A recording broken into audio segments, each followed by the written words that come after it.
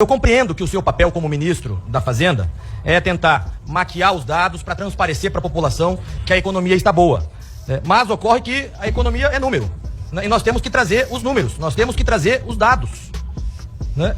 E os dados são claros. Esse governo, sob o seu Ministério da Fazenda, é um governo gastão. 39 ministérios, os privilégios, a farra das passagens, o maior gasto com viagens desde 2014, 3,3 bilhões de reais, 16 bilhões em Lei Rouanet, 37.500 cargos criados. É um governo gastão, que obviamente, o governo gastão já apresenta os piores números da história recente brasileira. Eu fiz questão de imprimir aqui, nós temos aqui o resultado primário do governo. Ou seja, o governo Lula 3 tem um resultado primário, o déficit público, pior de todos os últimos presidentes, pior até do que a época da pandemia. Esses são os números do governo. Se nós formos então para o resultado nominal, nós temos aqui o mesmo tipo de gráfico. As contas públicas estão completamente descontroladas. Então, ministro Paulo Guedes, ministro Fernando Haddad, poderia ser o Paulo Guedes. Se fosse o Paulo Guedes, nós estaríamos bem melhores. Saudade do Paulo Guedes, tá com saudade do Paulo Guedes. Saudade do Paulo Guedes. Fixação, hein? Saudade do Paulo Guedes, é fixação. Leve a mão. O que eu vou dizer com a mesma calma que eu tenho aqui. Mas não, assim, não vale a pena trabalhar com fake news. Não é uma coisa que vai ajudar o país. Eu vou dar um exemplo para o senhor. O senhor está colocando na conta deste governo, o pagamento do calote de precatórios do governo anterior. Assim, o senhor, não sei quanto o senhor gosta dos livros, mas o senhor está pedindo para eu voltar aos livros, mas eu recomendaria que o senhor se detivesse nos comunicados que a Fazenda faz. Quando a gente paga um calote do governo anterior, se eu colocar isso na conta do presidente Lula, que nunca deu calote, só teve 2 presidentes que deram calote desde a redemocratização, o Collor e o Bolsonaro. Ninguém mais deu calote aqui. Ninguém deu calote. Você podia fazer oposição, podia ser situação, não importa. Fernando Henrique, Dilma, Lula, ninguém deu calote. O Collor deu um calote, quase destruiu aí parte da economia brasileira, e o Bolsonaro deu calote. Aí vem um presidente, paga o calote. Ah, olha o déficit que o presidente Lula fez. Esse déficit, deputado, não é nosso.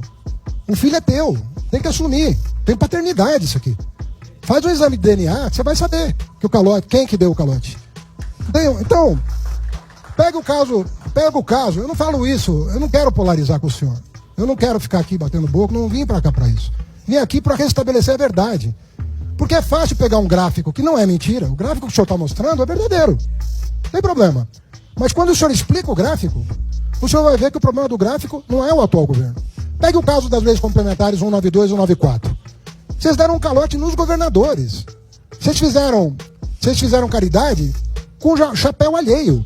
Vocês quase quebraram alguns estados brasileiros. O Zema, que é um apoiador do Bolsonaro, em março do ano passado estava na minha sala pedindo para pagar o calote que o Bolsonaro deu nele. Eu falei, por que o senhor não cobrou do Bolsonaro o ano passado? O Castro, o Tarcísio. O Tarcísio ficou 1 ano sem pagar a dívida de São Paulo, por liminar do Supremo, por causa do calote que o Bolsonaro deu no estado de São Paulo. Aí o estado de São Paulo ficou sem pagar a dívida. Foram 40 bilhões, deputado. Soma com 90 dos precatórios, quanto é que dá? E as filas do INSS? Vocês acumularam filas do INSS? É gente pobre, deputado. É gente pobre, deputado. Vocês não quiseram atender. Vocês não quiseram atender. A pandemia exigiria que o senhor acelerasse a fila. E não retardasse a fila, como o senhor fez. 15 bilhões de reais de fila, que foi pago o ano passado. O senhor vai culpar o presidente Lula por ter pago um direito constitucional? Deputado Felipe, não é bom isso.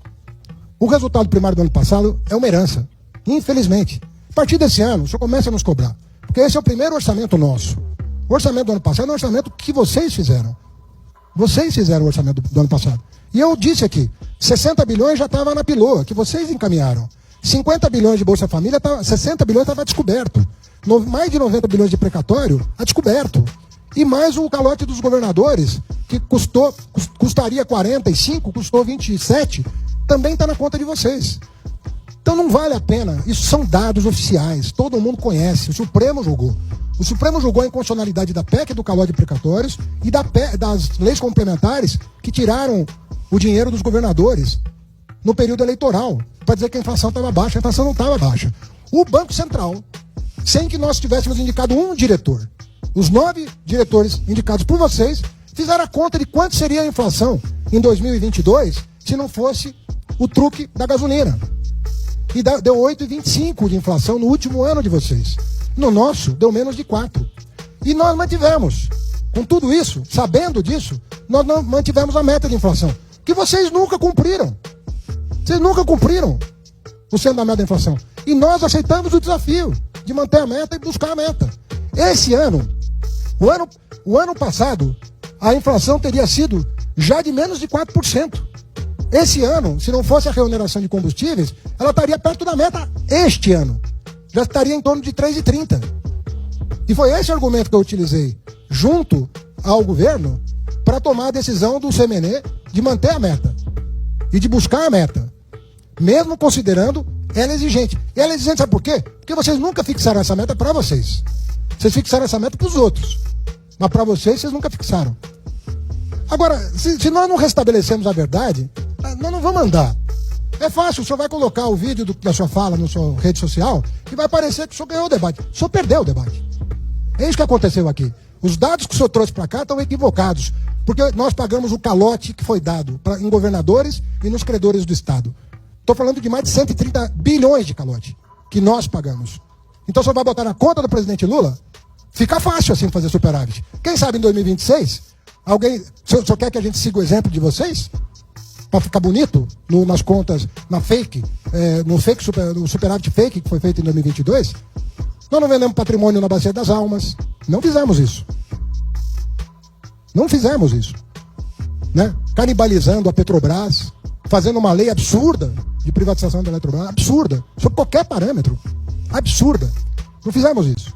Agora o senhor vem falar de tributação. Quem ganhava 2 salários mínimos pagava imposto no governo Bolsonaro. Quem ganhava 2 salários mínimos pagava imposto no governo Bolsonaro. E os amigos que tinham fundo offshore e fundo fechado, esses sim, amigos dos senhores, não pagavam nada. Nada. Nada. 300 milhões de reais em média depositados nos fundos fechados e offshore, 0 de imposto. 0. E o cidadão trabalhador foi registrado em folha, 2 salários mínimos, descontava imposto de renda. Esse é o sistema tributário que o senhor quer? Votaram, o PL votou contra a reforma tributária. Esse é o sistema tributário que vocês querem? Vocês queriam resgatar a CPMF. O secretário da Receita Federal, que foi embora depois, porque brigou lá com o Bolsonaro, o que ele queria? Ele queria a volta da CPMF. É isso que o senhor deseja? O senhor vai apresentar uma PEC propondo a volta da CPMF? Faça isso.